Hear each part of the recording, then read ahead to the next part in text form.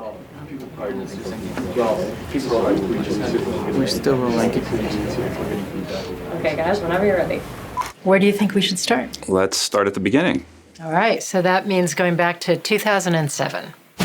More U.S. troops arrived in Iraq this week. The American people are safer. The overall strategy is failed. It was the height of the Iraq War. It was a very polarizing issue between Democrats and Republicans. We think back to that time as some sort of bipartisan heaven compared to now, but it certainly wasn't. Kurt Campbell and I were working at a very well-established think tank in Washington, and we both, as national security professionals, thought, whether you were for or against the war, we have to find a way for the United States to responsibly meet its objectives and conclude this war. I had proposed this study and was told that I couldn't undertake the study at the time because it would be too polarizing.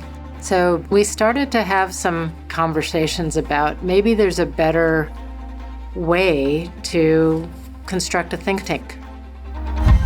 We started talking to other people, and the first reaction was, "You're crazy.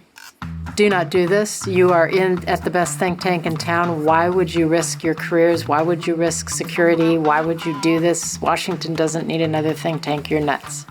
But we really believed in what we were doing. In 2009, after I completed my time with Senator McCain, I thought I should take a look at think tanks around town, and the opportunity to come to CNAS was a little bit of a risk because it was certainly less established than the other places. The biggest thing that attracted me was the ability to be bold and to really identify what I thought were the biggest national security questions facing the country. The next thing you know, I was at this little think tank and had joined as a senior fellow. Fast forward all the way till today, I think the thing that I am personally most proud of is that CNAS is at least as relevant today as it was when I joined this organization 14 years ago. Kurt and I were very ambitious, but I think CNAS has exceeded our wildest dreams at the time.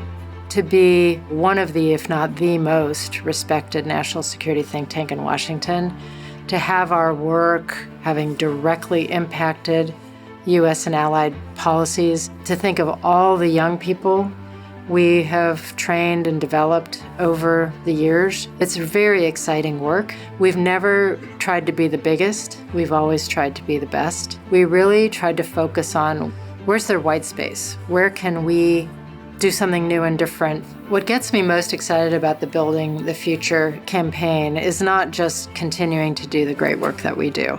It is the chance to go into that future white space, to stay on that cutting edge, to be bold and innovative, and continue, even in this environment, to be bipartisan.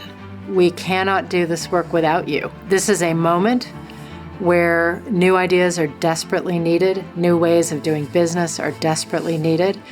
This organization is committed to defining those new ideas and those new approaches, and you can make all the difference with your support.